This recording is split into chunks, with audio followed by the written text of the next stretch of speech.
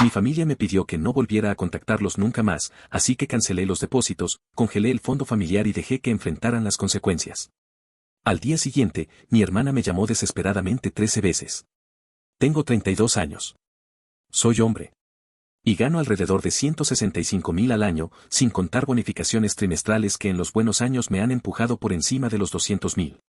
Suena impresionante en un papel, y la gente que no conoce la historia suele imaginarse un tipo con traje, vida perfecta, cero preocupaciones.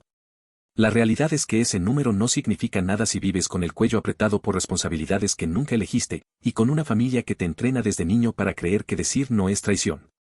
Llevo en esta industria desde que me gradué. Empecé desde abajo, como estimador de proyectos ganando 35.000, aprendiendo a golpes lo que significa lidiar con presupuestos, proveedores, retrasos, errores humanos y la presión constante de que si te equivocas, alguien pierde cientos de miles. Con los años subí, y no fue por suerte. Fue por semanas de 70 horas, por llegar a casa con la cabeza zumbando, por trabajar fines de semana, por ser el tipo que resuelve problemas cuando otros se esconden. Terminé dirigiendo obras comerciales multimillonarias, liderando equipos enormes, absorbiendo conflictos, manteniendo a raya el caos. Y mientras yo construía edificios, mi familia construía otra cosa, un sistema perfecto para vivir de mí. Mi padre tiene 58. Lleva más de 10 años entre oportunidades. Esa frase suena elegante, como si él estuviera en transición, evaluando opciones, esperando algo digno. La traducción real es brutal, vive hundido en el sofá con la convicción infantil de que el trabajo perfecto va a tocar la puerta algún día y pedirle perdón por haber tardado tanto. Su carrera en venta se desmoronó con la recesión de 2008 y, desde entonces, su identidad se convirtió en un lamento permanente. No lo digo con crueldad, lo digo con agotamiento. Porque yo crecí escuchando que todo era culpa de la economía, los jefes, la gente envidiosa, el sistema. Siempre algo externo. Nunca él. Mi madre trabaja a tiempo parcial en una joyería local cuando se digna a ir. Un lugar boutique donde le venden accesorios absurdamente caros a señoras que confunden precio con clase. Mi madre gana unos 18.000 al año, cuando se mantiene constante. Pero rara vez lo hace. No porque no pueda, sino porque aprendió que siempre hay un colchón. Ese colchón era yo. Y luego está mi hermana Natalia. 29 años. La princesa. La niña de la casa. La eterna promesa. Natalia está convencida de que va a despegar en Instagram. Tiene 2.800 seguidores que la ven subir fotos de tazas de café, frases huecas, bolsos falsificados que ella finge que son de diseñador y selfies con filtros que le borran hasta la personalidad. Nunca dura más de 8 meses en un empleo. Renunció a un puesto de recepcionista porque responder llamadas no era para ella. La despidieron de una tienda por llegar tarde una y otra vez. Abandonó un trabajo de anfitriona porque un cliente fue grosero, como si el mundo debiera adaptarse a su sensibilidad. Natalia cambia de pareja con una frecuencia tan práctica que da miedo. Casi siempre según el dinero que traen o el auto que conducen. Y su relación con las finanzas es la de un niño suelto en una tienda de dulces con una tarjeta sin límite, pura impulsividad, cero consecuencia. Pero eso no importa en mi familia, porque Natalia es especial. Natalia tiene potencial. Natalia no puede con el estrés. A Natalia hay que cuidarla. A Natalia hay que entenderla. A mí, en cambio, había que exprimir. Hace unos 6 años, cuando mi carrera empezó a despegar de verdad, cometí el error que me cambió la vida, empecé a ayudarlos económicamente. Al principio se sintió correcto. Natural. Hasta bonito. Mi padre necesitaba arreglar la transmisión de su camioneta vieja, 2800. Lo pagué sin pensarlo. Las tarjetas de crédito de mi madre estaban al tope por compras impulsivas, cubrí 1.200. Natalia se quedó sin dinero tras gastar su sueldo en ropa nueva y estaba por ser desalojada, pagué 1.650 de renta atrasada. En ese momento yo me sentí el héroe silencioso. El exitoso. El que rescata. Mis padres me miraban con orgullo, como si mi éxito fuera una extensión de ellos. Natalia de repente respondía a mis llamadas. Me trataba con algo parecido al respeto. Por un breve tiempo, parecía que éramos una familia funcional. Pero aprendí algo que nadie te enseña cuando te conviertes en el que puede, cuando ayudas continuamente a las personas, dejan de verlo como generosidad y lo empiezan a ver como tu obligación. Lo que comenzó como emergencias aisladas se convirtió en una red de seguridad permanente. Y un día, sin darme cuenta, ya no estaba ayudando. Estaba financiando el estilo de vida que ellos elegían. Primero eran cosas puntuales. Luego se volvió mensual. La camioneta de mi padre mágicamente necesitaba reparaciones costosas cada 3 meses. Mi madre siempre tenía un gasto inesperado que coincidía con su deseo repentino de redecorar o comprar muebles nuevos. Natalia. Natalia convirtió la manipulación financiera en un arte escénico. Natalia me llamaba llorando al trabajo. En el trabajo. En medio de reuniones. En medio de crisis. Y no era un llanto normal, era un llanto calculado, diseñado para atravesarte el pecho como un cuchillo. Me decía que faltaban 2 días para el vencimiento del alquiler, que no tenía dinero, que estaba por quedarse sin hogar, que esta era la última vez que pediría ayuda. Pintaba un drama de dormir en el coche, de perderlo todo, de tener que volver a vivir con mis padres en la humillación total. Era una película completa, con música triste y todo. Y, como un idiota, yo caía. Porque 2 semanas después, sin falta, aparecían sus historias en Instagram desde spas lujosos, restaurantes caros, escapadas de fin de semana con el novio del momento. La misma persona que estaba a punto de dormir en su coche subía fotos con cócteles de $15 y gafas de diseñador, como si jamás hubiera sentido ansiedad. Yo veía eso y me ardía la cara de vergüenza. No solo por haberle dado dinero. Por la forma en que lo había hecho, con fe. Con cariño. Con la ilusión estúpida de que estaba siendo un buen hermano. Pero el verdadero cáncer de toda esa estructura era mi tío Ernesto, el hermano mayor de mi padre. Ese hombre se autonombró el experto financiero de la familia. Se creía un Warren Buffett porque trabajó un tiempo en una oficina de impuestos en los 90. Era el tipo de persona que habla con seguridad sobre cosas que no entiende, y que usa esa seguridad para aplastar a los demás. Desde que mi abuelo Fernando falleció hace 5 años, Ernesto se convirtió en el fideicomisario principal del patrimonio familiar. Unos 385.000 en inversiones, propiedades y activos construidos con el trabajo de toda una vida. Ese legado era, en teoría, un salvavidas para la familia. Una base. Algo que se debía cuidar. Para Ernesto, era su fondo de entretenimiento. Viajes de juego, un bote de pesca que no podía pagar con su jubilación, negocios fallidos que necesitaban fondos temporales, todo financiado con el dinero que él debía resguardar. Y lo peor, nadie parecía indignado. Nadie cuestionaba. Nadie pedía cuentas. Al contrario, lo defendían. Como si la honestidad fuera un capricho y la transparencia una agresión. Yo, mientras tanto, seguía siendo el cajero automático. El que resuelve. El que puede. El que no tiene problemas reales. Recuerdo el momento exacto en que algo se quebró dentro de mí. Fue en la cena de Acción de Gracias del año pasado. Pagué casi 3.000 para organizarla en un restaurante elegante porque mi madre quería recuerdos memorables. Ahí estaba yo viendo a Natalia fotografiar cada plato para Instagram, incluida una botella de vino que yo pagué. Mi padre se quejaba de su camioneta, la misma que yo había salvado. Mi madre hablaba de un viaje a México que yo ya sabía que terminaría siendo mi responsabilidad. Y entonces Natalia me miró directo, con esa expresión indiferente que solo tiene alguien que nunca ha sentido miedo real de quedarse sin nada, y dijo. Que yo tenía mucha suerte de no tener problemas reales. Que debía ser maravilloso ganar tanto dinero en construcción y no tener que preocuparme por nada. Suerte. Esa palabra me quemó el estómago. Suerte. Como si mi vida no fuera un sacrificio constante. Como si el estrés, el insomnio, la presión, las semanas interminables, las decisiones que te pueden costar el puesto, fueran un paseo. Como si yo no estuviera pagando una vida entera de estabilidad, para que ellos vivieran en modo vacaciones. Ese fue el instante en que supe que necesitaba escapar. Y fue también cuando entendí que no podía hacerlo solo. Ahí entra Leo. Leo es mi mejor amigo desde la universidad. Nos conocimos en ingeniería, sobreviviendo noches largas con café barato, fórmulas y esa terquedad compartida de salir adelante aunque viniéramos de hogares donde el apoyo era casi nulo. Yo me especialicé en gestión de obras. Leo tomó un camino más emprendedor, fundó una consultora de optimización de procesos. Tiene una mente que ve patrones donde otros solo ven drama. Y Leo, desde el principio, vio mi familia como lo que era. Tu familia te ve como un cajero automático con patas. Me lo decía cada vez que yo mencionaba otro favor. Y yo siempre intentaba justificarlo. Siempre. Hasta que un día, sin avisar, me mostró una hoja de cálculo. Había anotado cada vez que yo mencioné haberles dado dinero. Cada transferencia. Cada préstamo. Cada emergencia. Cada gasto temporal. Más de 78.000 entregados en solo 3 años. Yo me quedé mirando ese número como si no fuera mío. Como si alguien lo hubiera inflado. Como si fuera una broma. Te están exprimiendo, me dijo. Y ni siquiera te respetan. Ya no eres su hijo ni su hermano. Eres su patrocinador. Y aún con todo eso, yo seguía atrapado en el mismo cuento, la lealtad familiar, el deber, el son tu sangre. Hasta el 22 de marzo, a las 4:12 de la tarde. Lo recuerdo con exactitud porque estaba revisando planos para un proyecto grande cuando mi teléfono vibró con una notificación grupal. Venía del teléfono de mi madre, Claudia. Habían hablado entre todos y creían que era momento de que yo tomara distancia del manejo financiero familiar. Que ellos se encargarían. Que por favor no los contactara por un tiempo. Que necesitaban espacio para resolver las cosas sin interferencias externas. Me quedé mirando la pantalla como si no entendiera español. Lo leí una y otra vez. Esperando que hubiera un remate, un es broma, un te queremos. Algo.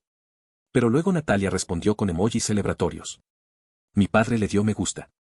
Como si acabaran de anunciar que por fin se libraban de una molestia. Me habían despedido. Así. Como si ser hijo fuera un contrato temporal. Y supe exactamente por qué. 3 semanas antes, yo le había pedido a mi tío Ernesto un desglose de ciertos retiros raros del patrimonio. Nada dramático. Nada acusatorio. Solo, ¿podrías explicarme estos movimientos y para qué se usaron? Eso, al parecer, era imperdonable. Pedir rendición de cuentas era control. Interferencia. Falta de respeto. Para ellos, yo solo servía cuando callaba y pagaba. El día que pregunté, me convertí en el enemigo. Llamé a Leo con las manos temblando. Le leí el mensaje. Y Leo soltó un silencio raro, de esos que no son calma sino rabia contenida. Esto es lo mejor que podía pasarte, dijo al fin. Te acaban de dar la justificación perfecta para cortar por completo. Yo intenté mencionar la lealtad familiar. Leo se rió, pero no con humor. Lealtad, lealtad es tu hermana subiendo fotos desde un spa mientras tú cubres su renta, lealtad es tu padre sin trabajar 10 años mientras tú pagas los servicios. Lealtad es tu tío robándose el legado del abuelo y encima llamarte controlador por pedir claridad. Esa noche, Leo llegó a mi apartamento con su portátil y esa energía suya de vamos a arreglar esto. Evaluación de daños, lo llamó. Como si fuera un proyecto. Y yo, por primera vez, dejé de sentir que era un hijo hablando de su familia. Me sentí como un gerente viendo un sistema corrupto que se había alimentado de mí. Hicimos una lista de todo. Cuentas. Servicios. Pagos automáticos. Líneas de crédito. Seguro del auto. Plan telefónico. Almacenamiento en la nube. Documentos del fideicomiso. La lista era ridículamente larga. Yo era usuario autorizado en la cuenta principal de mis padres. Yo era el titular del plan familiar de telefonía. Mi tarjeta estaba ligada a pagos automáticos de servicios. Mi nombre aparecía en cosas que ni recordaba haber firmado, porque en su momento lo hice por ayudar.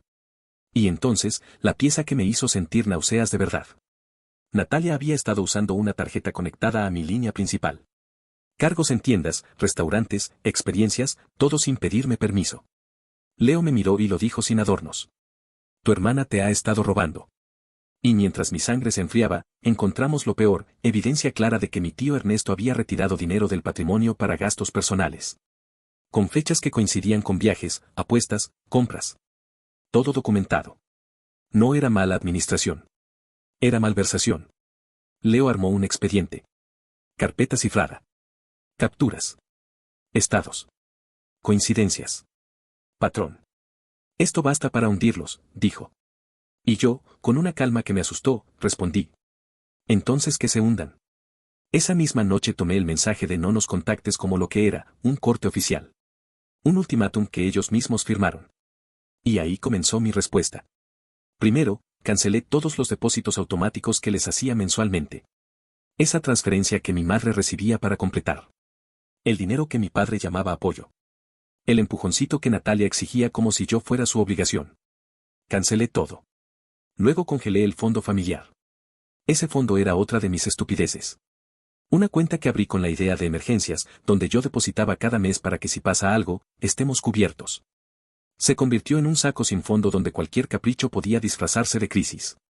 Yo lo congelé en minutos. Cambié accesos. Quité autorizaciones. Corté tarjetas. Después llamé a la compañía telefónica y lo saqué del plan familiar. Sus teléfonos dejaron de funcionar sin aviso. Sin drama. Solo silencio. Luego vinieron los servicios, internet, seguros, pagos automáticos ligados a mi tarjeta. Uno por uno. No lo anuncié. No los amenacé. No les mandé un discurso. Me pidieron no contactarlos nunca más. Yo obedecí. Y al día siguiente, el universo me regaló el sonido exacto de lo que es el pánico cuando se les acaba el patrocinador. Natalia me llamó 13 veces. 13. No exagero. 13 llamadas perdidas en menos de una hora. Luego mensajes. Uno tras otro. Al principio con confusión, ¿qué pasó con mi celular? Después con exigencia, Samuel contesta ya. Luego con insultos, esto es una estupidez. Y finalmente con el tono que yo conocía demasiado bien, el de la víctima desesperada. Me estás arruinando. Me quedé mirando la pantalla sin responder. Y lo peor fue darme cuenta de algo, mi pecho no se apretó de culpa como antes. Sentí otra cosa. Alivio. Porque por fin el dolor estaba del otro lado. Y justo cuando estaba procesando eso, sonó el timbre. No me sorprendió. Porque mi familia siempre había tenido un patrón. Cuando no conseguían acceso por teléfono, venían en persona como si pudieran intimidarte con presencia. Fui a la cámara. Era mi padre, Raúl, parado frente a mi puerta con una cara que parecía haber envejecido años en semanas. Camisa arrugada, cabello desordenado, ojos cansados. El hombre que durante años se sentó en un sofá predicando sobre familia y lealtad ahora parecía un desconocido, alguien que había descubierto de golpe que el mundo no se paga con discursos. Lo dejé esperar. 10 minutos. Lo vi moverse nervioso, mirar al suelo, mirar a los lados, como si ensayara una súplica. Cuando abrí la puerta, su voz salió pequeña. Samuel, por favor. Necesitamos hablar. ¿Hablar de qué? Respondí, sin invitación en el tono. Entró, miró mi sala, mis cosas, mi vida ordenada. Todo lo que yo había construido mientras ellos desarmaban la suya con mis recursos. La verdad es que arruinamos todo, dijo, y por primera vez lo escuché admitir algo sin excusas. Te fallamos. Abusamos de tu generosidad. Y cuando intentaste poner límites, te excluimos como si no valieras nada. Yo lo miré sin parpadear. ¿Qué tan desesperados están? Sus hombros cayeron. Vamos a perder la casa. Las cuentas están congeladas. Ernesto. Ernesto tiene a la policía encima. Tu madre está trabajando más. Natalia, no tiene cómo pagar nada. No sabemos qué hacer. Ahí estaba. El resumen perfecto, no era te extrañamos. No era ¿cómo estás? No era te pedimos perdón porque te hicimos daño. Era, nos está explotando la realidad y queremos que vuelvas a ser el colchón. Eso suena como problemas que ya no me corresponden, dije. Tienes razón, asintió, con voz quebrada. Pero, aún así, esperábamos que nos ayudaras. Y ahí fue cuando entendí que incluso en su momento más bajo, mi padre seguía creyendo que yo tenía que salvarlos. ¿Por qué lo haría? Pregunté. Si cuando pedí transparencia me sacaron. Si cuando puse límites me llamaron controlador. Si me pidieron que no los contactara nunca más. Raúl tragó saliva. Porque eres mejor persona que nosotros. Lo dijo como si fuera un halago. Para mí sonó como una condena. No, respondí. Esto es lo que va a pasar. Ernesto va a enfrentar las consecuencias legales de lo que hizo. Tú y mamá van a vivir con lo que realmente pueden pagar. Natalia va a conseguir un trabajo de verdad.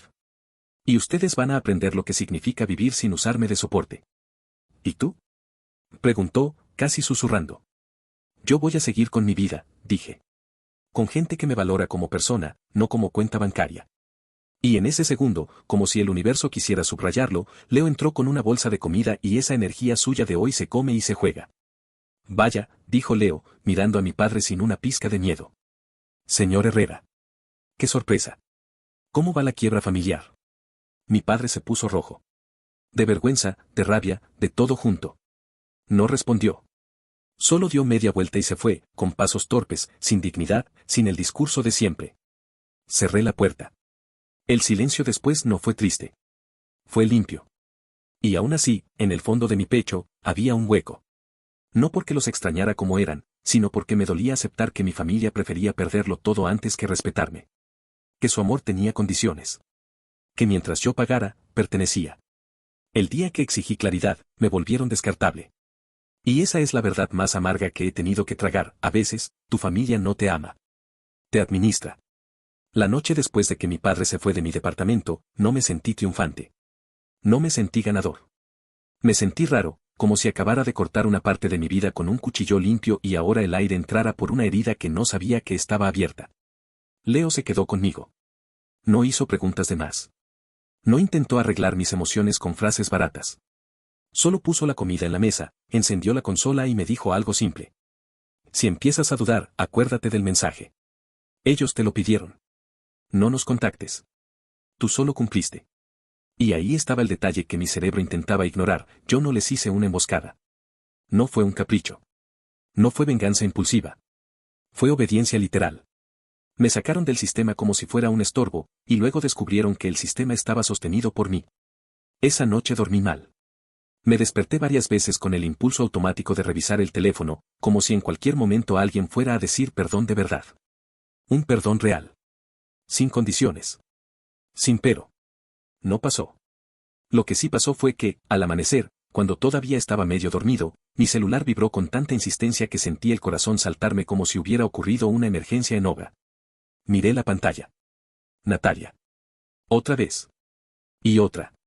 Y otra. Cuando por fin conté las llamadas perdidas, eran 13. 13 llamadas como puñetazos. 13 intentos de recuperar el control. 13 recordatorios de que mi hermana no me buscaba porque me amara, me buscaba porque se le estaba cayendo el mundo encima y necesitaba que yo lo sostuviera. Luego llegaron los mensajes. Al principio eran de confusión fingida, como si ella fuera una niña que no entiende por qué el mundo le está siendo injusto. ¿Por qué no tengo señal? ¿Se cayó el plan? Samuel, ¿qué hiciste? Después se volvió exigente. Contesta. Necesito mi línea ya. Me urge, es importante. Luego vino el giro clásico que ya conocía de memoria, intentar hacerme sentir como el villano. No puedo creer que seas capaz. Esto es súper bajo. ¿De verdad me vas a dejar así? Y al final, el mensaje que me dio risa, pero de esa risa amarga que te sale cuando ya viste el truco. Estás arruinando a la familia. Ahí fue cuando supe que estaban entrando en la fase que Leo siempre describía como pánico sin máscara. Cuando ya no hay energía para actuar bonito. Cuando la manipulación se vuelve directa. Violenta. Cruda. Me senté en la orilla de la cama con el teléfono en la mano y por primera vez no sentí culpa. Sentí algo más peligroso, claridad. Recordé la frase de Natalia en Acción de Gracias. ¡Qué suerte! Como si mi vida fuera un regalo y no una carga. Recordé a mi padre dándome lecciones de deber mientras se negaba a buscar empleo. Recordé a mi madre gastando como si el mundo fuera una tienda infinita. Y recordé el mensaje grupal, no nos contactes. No había nada que discutir. Me levanté, preparé café y me obligué a hacer algo que nunca hice antes, no responder de inmediato. Leo llegó a media mañana con su laptop otra vez, como si esto fuera la continuación de una auditoría. Van a escalar, me dijo apenas entró. Lo que viste hoy es el tráiler. Hoy empieza la película. Tenía razón. A las 2 horas, el teléfono sonó otra vez, pero ahora era mi madre. Claudia. No contesté. Dejó un buzón de voz. Su voz era una mezcla de llanto y enojo, pero lo más aterrador era la rapidez con la que cambiaba de tono. Primero lloraba. Luego se endurecía. Luego lloraba otra vez. Como si estuviera probando qué versión de ella funcionaba mejor conmigo. Samuel, por favor, no entiendo qué está pasando, necesitamos hablar, esto no es justo, no puedes hacer esto, somos tu familia. Y ahí venía la puñalada, suave pero precisa. ¿Por qué nos estás castigando? Castigando. Como si yo fuera el padre y ellos los niños. Como si lo mío fuera capricho. Como si ellos no hubieran sido los que me echaron. Como si yo estuviera reaccionando y no simplemente retirándome. Leo me vio la cara y supo que ese buzón había tocado un nervio. No te confundas, dijo. Eso es control disfrazado de dolor. Quiere que vuelvas a tu lugar.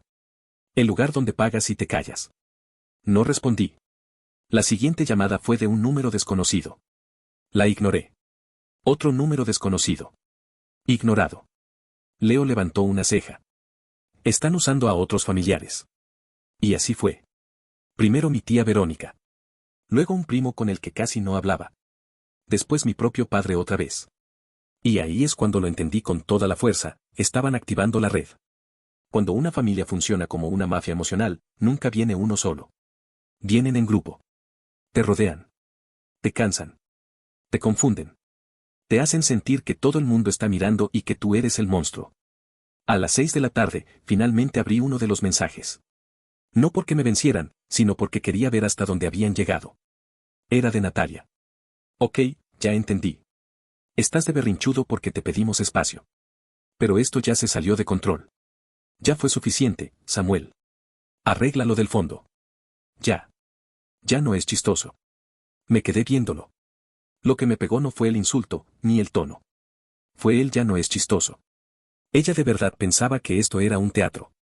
Un juego. Una etapa. Porque en su cabeza, yo siempre volvía.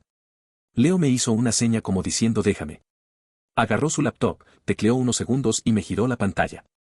Era un resumen de lo que ya habíamos visto, pero ahora ordenado de una forma que lo hacía imposible de negar. Servicios que dependían de mis pagos. Líneas de crédito donde yo era titular o aval. Cargos de Natalia ligados a mis cuentas. Movimientos del patrimonio. Transferencias a Ernesto. Todo conectado. Todo sobre mí. Esto es lo que van a intentar hacer, dijo Leo, culparte por el caos, sin admitir que el caos existía porque ellos lo crearon. ¿Entiendes? Para ellos, el problema no es que Ernesto robó. El problema es que tú lo expusiste. El problema no es que Natalia gastaba tu dinero. El problema es que ya no puede. El problema no es que tu papá no trabaja. El problema es que ya no tiene acceso a ti. Entonces pasó lo que Leo predijo. La escalada. A las 9 de la noche, Natalia publicó una historia. Una historia casual, en tono lloroso, con música triste y un texto blanco sobre fondo negro, el clásico formato de víctima. No puedo creer que la gente que más amas sea la que más te destruye. A veces la familia te apuñala por la espalda. Hay personas que usan el dinero para controlar. Cuando leí esa última frase, sentí una presión en el cráneo. Usan el dinero para controlar. Era una inversión perfecta de la realidad. Durante años, ellos habían usado las emociones para controlarme y ahora querían que el mundo creyera que yo era el manipulador. Leo se rió, pero no con alegría. Con ese tipo de risa que es una alarma. Ya llegó la campaña. Yo sentí la vieja reacción queriendo salir, explicar, justificar, defenderme, mandar mensajes largos, decir no es así. Leo me cortó antes de que yo siquiera abriera la boca. No. Nada de aclaraciones en público. Eso es su terreno. Ahí ganan porque te meten al lodo. Si respondes, haces el show más grande. Si no respondes, se ahogan solos. Y si de verdad se ponen agresivos, entonces lo hacemos formal. ¿Formal? Pregunté. Leo señaló la carpeta cifrada. Formal. Y entonces llegó el golpe que terminó de sellarlo todo. Al día siguiente por la mañana, me escribió un primo con el que casi no hablaba. Bro, mi mamá está preocupada, dice que tu papá dijo que tú congelaste el fondo familiar por venganza y que ahora no pueden pagar cosas urgentes, ¿qué onda, es cierto? Me quedé helado. No por lo que dijo mi primo. Por la parte de cosas urgentes. Porque yo ya sabía lo que eso significaba en el idioma de mi familia, urgencias inventadas para que yo abriera la cartera. Leo me vio y dijo. Van a usar salud. Siempre usan salud. O la casa. O un abogado. Cualquier cosa para que sientas que si no pagas, eres un monstruo. Y como si el universo quisiera confirmarlo, mi madre volvió a llamar. Esta vez sí contesté. No por debilidad. Por estrategia. Puse el altavoz. Leo se sentó enfrente de mí, cruzado de brazos, como si estuviera en una reunión de trabajo. ¿Samuel? Dijo mi madre con voz temblorosa. Gracias a Dios contestas. Mira, esto ya se salió de control. Tu papá está desesperado. Natalia está muy mal. Y lo de Ernesto. Dejó la frase colgando, como si fuera una gran tragedia injusta. ¿Qué necesitas, mamá? Pregunté, directo. Silencio un segundo. Y entonces lo soltó. Necesitamos que descongeles el fondo. Solo un poco. Para pagar un abogado. Ahí estaba. No para comida. No para renta. No para la luz. Abogado. Para Ernesto. Para el hombre que había desviado dinero del patrimonio y había sido defendido por todos cuando yo pedí transparencia. Respiré profundo. ¿Para qué abogado? Para Ernesto, dijo como si fuera obvio. Esto se puede arreglar si cooperas. Si dices que fue un malentendido. Si retiras, bueno, lo que sea que hayas hecho.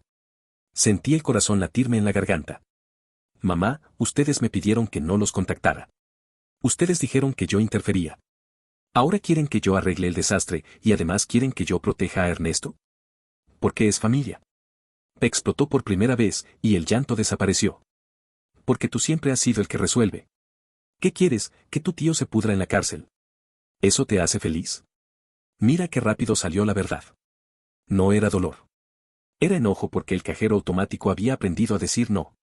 No me hace feliz, respondí. Pero tampoco me hace responsable. Ernesto no está en problemas por mí. Está en problemas por lo que hizo. Mi madre empezó a sollozar otra vez, pero ya no me movió como antes.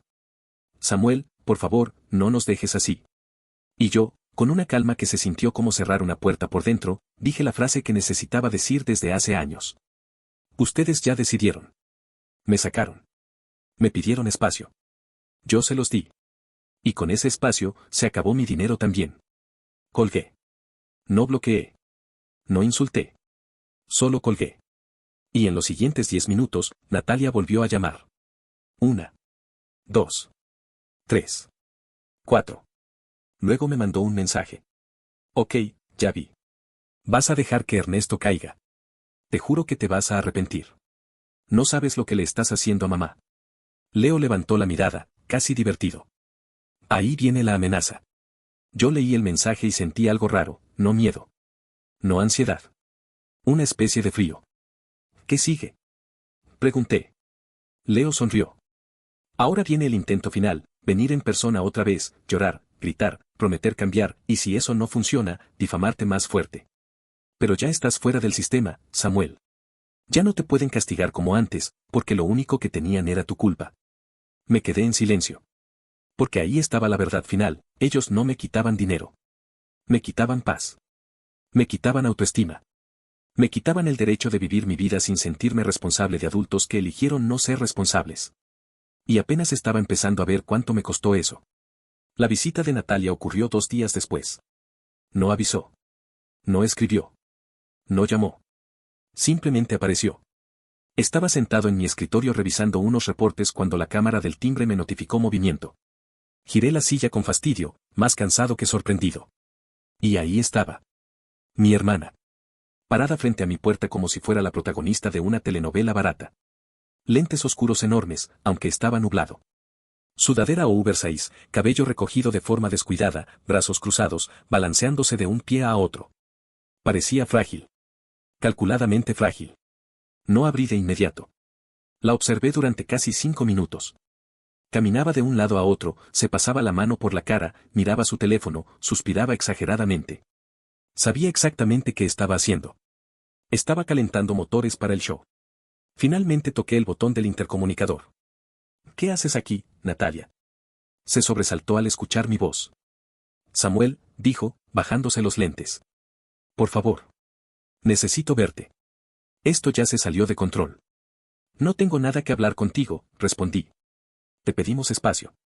¿Recuerdas? Eso fue diferente, dijo rápido. Nadie pensó que ibas a reaccionar así. Ahí estaba otra vez. Reaccionar. Como si yo hubiera explotado, como si hubiera sido un berrinche. Como si no hubiera sido una cadena de decisiones conscientes, frías y, sobre todo, consecuencia directa de lo que ellos mismos pidieron. Vete, le dije. No es buen momento. No me puedes hacer esto, dijo, alzando la voz. No puedes ignorarme así. Ya lo estoy haciendo, respondí con calma. Hubo silencio. La vi morderse el labio inferior, claramente cambiando de estrategia. Y entonces empezó a llorar. No un llanto suave. No un llanto diseñado para ser visto. Hombros temblando, respiración entrecortada, manos cubriéndose el rostro. Estoy perdiendo todo, sollozó. No tengo dinero, no tengo crédito, no tengo trabajo. ¿Eso es lo que querías? ¿Verme así? Cerré los ojos un segundo. No por culpa. Por cansancio. Natalia, dije. Llevas años viviendo con dinero que no era tuyo. Eres mi hermano. Gritó. No era robar. Usar una tarjeta que no te pertenece sin permiso sí lo es. Eso la descolocó. Se enderezó de golpe. ¿Vas a decirle eso a todos? ¿Que soy una ladrona? No, respondí. No necesito decir nada. Los estados de cuenta hablan solos. Su expresión cambió. El llanto se apagó como si alguien hubiera presionado un interruptor. Eres un maldito frío, dijo con desprecio. Siempre fuiste así. ¿Crees que porque ganas bien puedes humillarnos?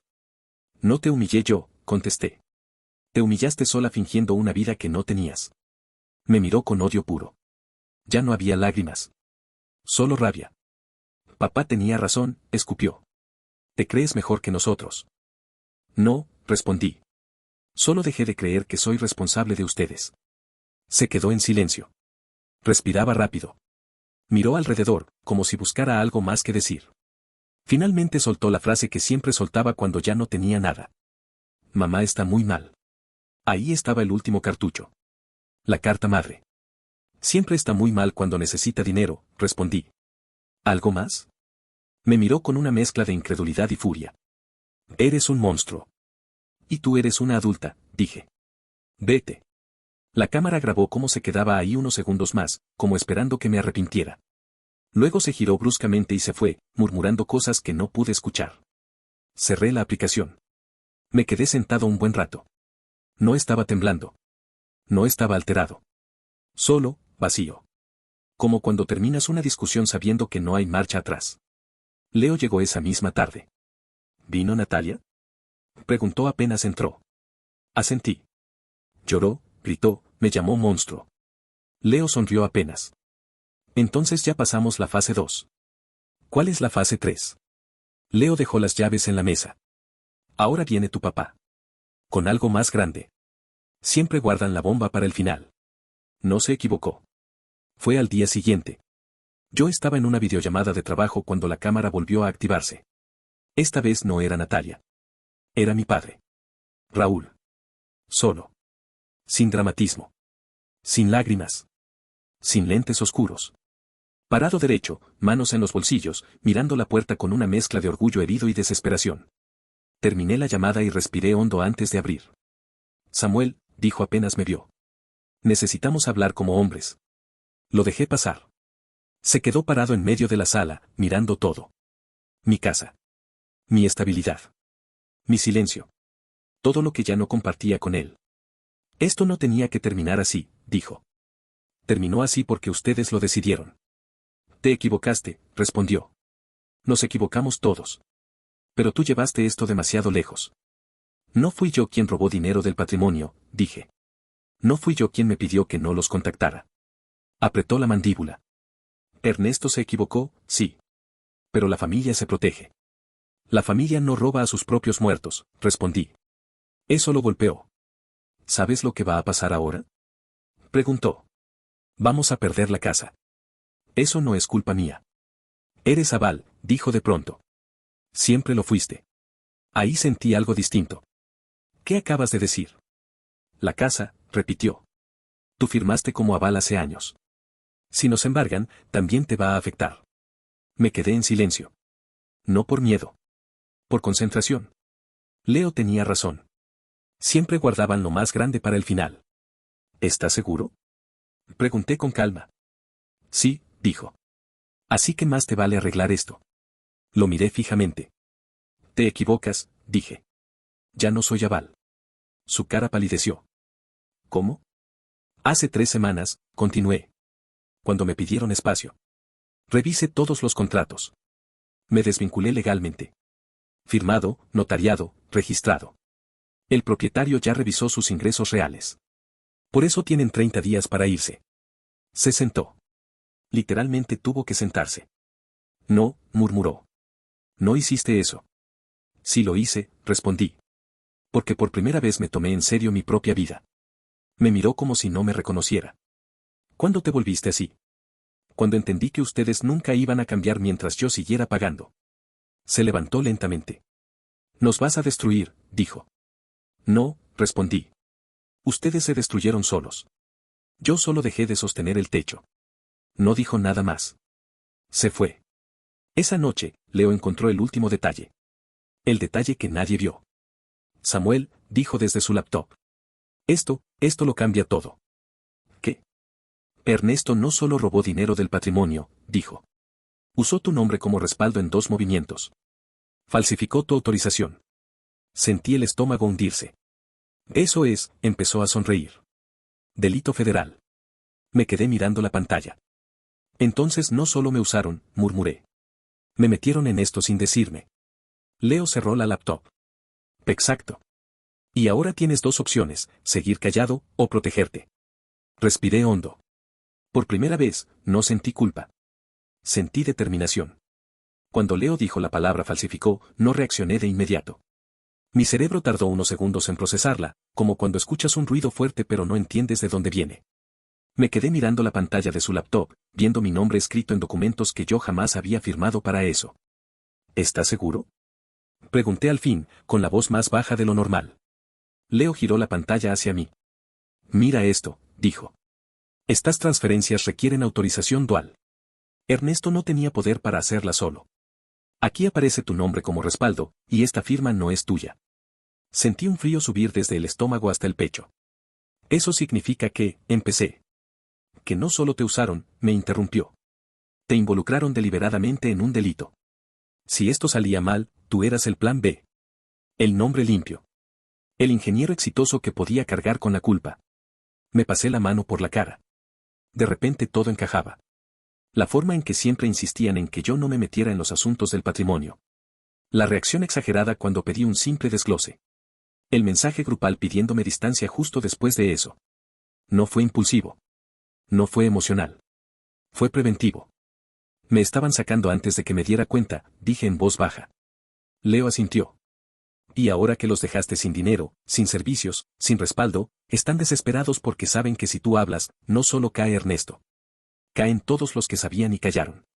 Ahí entendí algo que me revolvió el estómago. Mi papá sabía, murmuré. Claro que sabía, respondió Leo sin dudar. Tu madre también. Y Natalia probablemente disfrutó cada centavo sin preguntarse de dónde venía. El silencio se volvió pesado. No era rabia lo que sentía. Era algo peor. Una traición lenta, profunda, que te hace cuestionar todos los recuerdos. ¿Qué hacemos ahora? Pregunté. Leo no sonrió esta vez. Su expresión era seria. Ahora te proteges. Porque si Ernesto decide hundirse, puede intentar arrastrarte con él. Eso fue suficiente. Esa misma noche contacté a un abogado penalista independiente. No el que recomendó la familia. No el amigo de un amigo. Uno que no tuviera ningún vínculo emocional con nadie de mi entorno. Le expliqué todo. Absolutamente todo. Los fondos. Las transferencias. El mensaje grupal. La falsificación. El abogado escuchó en silencio durante casi una hora. Cuando terminé, solo dijo una frase. Hiciste bien en venir ahora. No me tranquilizó. Me alertó. ¿Qué tan grave es? Pregunté. Grave, respondió. Pero manejable si actuamos rápido. El punto clave es que tú fuiste excluido de la administración y, aún así, usaron tu nombre. Eso juega a tu favor. Firmamos una ampliación formal de la denuncia al día siguiente. No fue una decisión emocional. Fue una decisión de supervivencia. Y eso fue lo que detonó el colapso final. 2 días después, mi madre apareció sin avisar. No en mi puerta. En mi trabajo. Yo estaba en una reunión cuando mi asistente entró pálida. Samuel, hay una señora afuera diciendo que es tu mamá. Está muy alterada. Sentí un cansancio profundo. Dile que no puedo atenderla, respondí. Ya lo hice, pero está diciendo cosas. Delante de todos. Salí. Ahí estaba. Claudia. En medio del lobby. Llorando.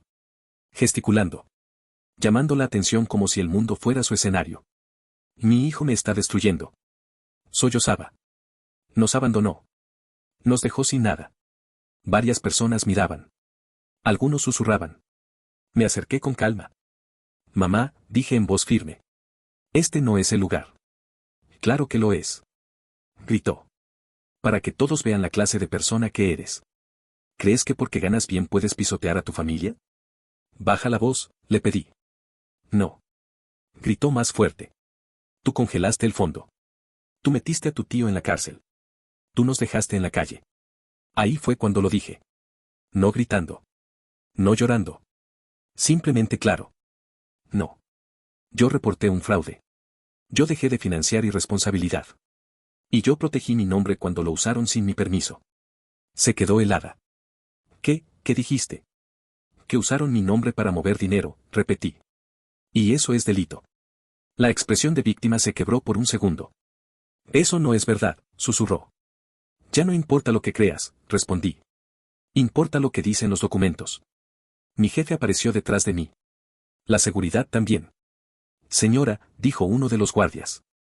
Tiene que retirarse. Mi madre me miró con una mezcla de odio y miedo que nunca le había visto. Eres igual que él, escupió. Frío. Calculador. No, respondí. Soy el resultado de todo lo que me hicieron tolerar. La sacaron. Ese día entendí algo brutal, cuando una familia pierde el control sobre ti, no intenta dialogar. Intenta destruir tu reputación. Esa noche, Natalia publicó otro mensaje. Más agresivo. Más directo. Decía que yo había robado dinero, que había manipulado a las autoridades, que era un psicópata con traje. Leo tomó capturas. Perfecto, dijo. Difamación documentada. 2 horas después, su cuenta fue suspendida temporalmente por denuncias múltiples respaldadas con pruebas. Al día siguiente, el abogado me llamó. Ernesto quiere negociar, dijo. No me sorprendió. ¿Qué ofrece? Que retires la denuncia ampliada. Que declares que firmaste voluntariamente. A cambio, se declara culpable de cargos menores. Me reí. Una risa corta, incrédula. Dile que no. ¿Seguro? Completamente. Colgué. Esa misma tarde, mi padre me envió un último mensaje. No un audio. No un llamado. Un texto. Te equivocaste de enemigo. Lo leí 2 veces. Y por primera vez, no sentí miedo. Sentí alivio. Porque ya no era yo el que estaba acorralado. El mensaje de mi padre se quedó flotando en mi cabeza durante horas. Te equivocaste de enemigo. No lo respondí. No porque no supiera qué decir, sino porque por primera vez entendí algo con claridad absoluta, ya no era una amenaza emocional para mí. Era solo ruido. El último intento de alguien que siempre confundió autoridad con miedo. Leo fue el primero en decirlo en voz alta. Eso es intimidación, dijo. Cuando alguien ya no tiene argumentos, empieza a lanzar advertencias vagas. Es una señal de debilidad, no de poder. Tenía razón. 2 días después, el golpe que nadie en mi familia esperaba llegó de la forma más silenciosa posible. Una citación oficial. No para mí. Para mi madre y mi padre. Como testigos. El fiscal quería saber exactamente quién sabía qué sobre el manejo del patrimonio y desde cuándo. Ya no se trataba solo de Ernesto. El cerco se estaba cerrando. Mi madre me llamó esa noche.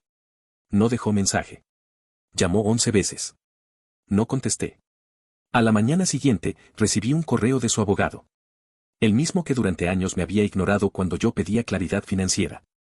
Ahora el tono era otro. Educado. Preciso. Cuidadosamente sumiso. Querían una reunión para explorar vías de resolución familiar sin necesidad de más acciones legales. Leí el correo con Leo al lado. Traducido, dijo él, nos dimos cuenta de que esto es real y estamos aterrados. Acepté la reunión. No por reconciliación. Por cierre. Nos vimos en una sala neutral. Una oficina jurídica impersonal, con paredes blancas y café barato. Mi padre y mi madre llegaron juntos, sentándose frente a mí como si todavía existiera alguna jerarquía. No la había. El abogado empezó a hablar, pero lo interrumpí.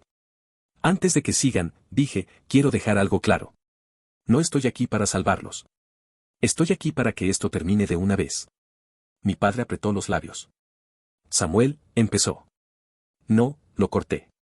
Hoy no soy tu hijo. Hoy soy la persona cuyo nombre usaron sin permiso y cuyo dinero consideraron suyo. Silencio. Necesitamos saber, intervino el abogado, si estarías dispuesto a firmar una declaración aclaratoria que ayude a mitigar las consecuencias legales para tu tío. No, respondí sin dudar. Y tampoco para ustedes. Mi madre rompió a llorar. No puede ser tan cruel. Dijo. Todo lo hicimos pensando en la familia. La miré directo a los ojos. No, respondí. Todo lo hicieron pensando en no perder el acceso a mi dinero. La palabra dinero cayó como una bomba. Eso no es justo, dijo mi padre. Lo justo habría sido no falsificar documentos, respondí. Lo justo habría sido no tratarme como un estorbo cuando pedí transparencia. Lo justo habría sido no celebrarlo cuando me pidieron que desapareciera de sus vidas. El abogado carraspeó. Entendemos que hay resentimientos, pero esto puede resolverse sin destruir a toda la familia. Fue entonces cuando dije algo que nunca había dicho en voz alta. La familia ya estaba destruida. Solo que yo era el único que todavía fingía que no. Se acabó la reunión. Sin gritos. Sin acuerdos. Sin reconciliación. Ese mismo viernes, Ernesto fue formalmente imputado. Fraude agravado. Malversación. Falsificación de documentos. Mi padre fue citado nuevamente. Esta vez, como posible cómplice por omisión. Y ahí fue cuando el pánico real empezó. Mi madre apareció otra vez. No en mi trabajo. No en mi casa. En el edificio donde vivo. El guardia me llamó. Hay una señora aquí diciendo que no se irá hasta verte. Suspiré. Bajé. Estaba sentada en una banca, con los ojos rojos y una bolsa vieja entre las manos. No te voy a gritar, dijo apenas me vio. Solo quiero que me escuches. Me quedé de pie. Tienes 5 minutos. Asintió. Nunca pensamos que llegarías tan lejos, confesó. Siempre creímos que al final, volverías. Que nos ayudarías como siempre. Ese fue el error, respondí. Creer que siempre estaría ahí sin importar cómo me trataran. ¿No sientes nada? Preguntó. ¿Ni un poco? Pensé antes de responder. Siento algo, dije. Siento alivio. Porque por primera vez en mi vida, no soy responsable de sostener a adultos que se negaron a crecer. Las lágrimas le corrieron en silencio. ¿De verdad nos vas a dejar caer? No, respondí. Ustedes cayeron solos. Yo solo dejé de poner el colchón. Se fue sin decir nada más. Y esa noche dormí 8 horas completas por primera vez en años. Semanas después, el proceso legal avanzó rápido. Demasiado rápido para ellos. Ernesto aceptó un acuerdo parcial. Prisión efectiva. Restitución económica imposible de cubrir. Embargos. El fondo familiar quedó oficialmente disuelto. No congelado. Disuelto. Todo lo que quedaba se destinó a cubrir deudas, multas y honorarios legales. No quedó nada. Mi padre perdió el derecho a representar a nadie en temas financieros. Mi madre tuvo que vender casi todo lo que había comprado durante años. Natalia, desapareció de redes. Literalmente. Cerró sus cuentas. Sin seguidores. Sin patrocinadores. Sin imagen. Leo me miró una noche mientras jugábamos como antes. ¿Te duele? Pensé la respuesta. Me dolió durante años, respondí. Ahora solo estoy cansado. Pero en paz. Creí que ese sería el final. Me equivoqué. Porque 2 meses después, recibí un sobre sin remitente. Dentro, una sola hoja escrita a mano. Decía. Esto no se ha acabado. Y por primera vez, sonreí. El sobre estuvo sobre la mesa de mi cocina durante horas. No lo abrí de inmediato. No porque tuviera miedo, sino porque ya conocía el patrón.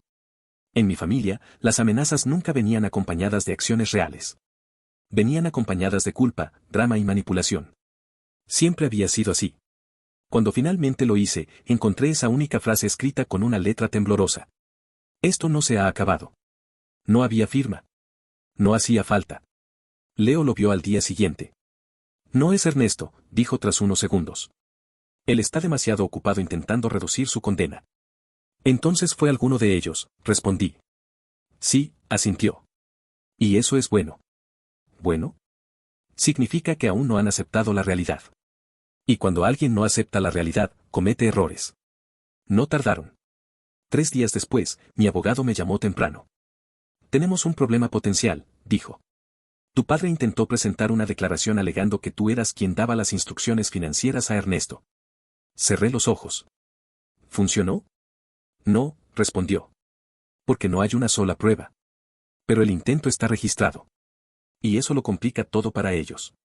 Ahí entendí quién había enviado la nota. Mi padre. El mismo hombre que me enseñó de niño que la familia se protege, ahora intentaba arrastrarme con él para salvarse.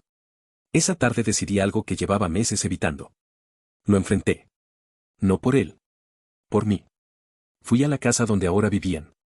Un departamento pequeño, mal iluminado, lejos de la zona donde crecí. Nada de recuerdos. Nada de orgullo. Me abrió mi madre. Samuel, susurró. Vengo a hablar con él. Mi padre estaba sentado en una silla plegable, viendo televisión sin sonido. Se veía más pequeño. Encogido. ¿Fuiste tú? Pregunté sin rodeos. No respondió de inmediato. ¿La nota fue tuya? Insistí. Suspiró. Solo quería que supieras que esto no se acaba así, dijo. No puedes dejarnos con todo el peso.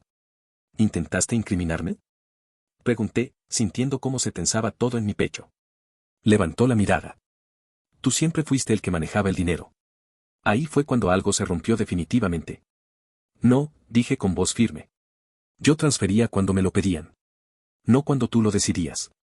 Y jamás autoricé que usaran mi nombre. Estás exagerando, respondió. Esto se pudo arreglar en familia. ¿En familia? Me reí, sin humor. ¿Cómo cuando celebraron que me pidieran que desapareciera? ¿Cómo cuando me llamaron controlador por preguntar en qué se gastaban el dinero de mi abuelo? Mi madre empezó a llorar. Basta. Gritó. Ya nos castigaste suficiente. La miré. No los castigué. Dejé de protegerlos de las consecuencias. Me volví hacia mi padre. Intentaste hundirme para salvarte. Eso es imperdonable. ¿Y qué esperas ahora? Preguntó con amargura. Nada, respondí. Ya no espero nada de ustedes.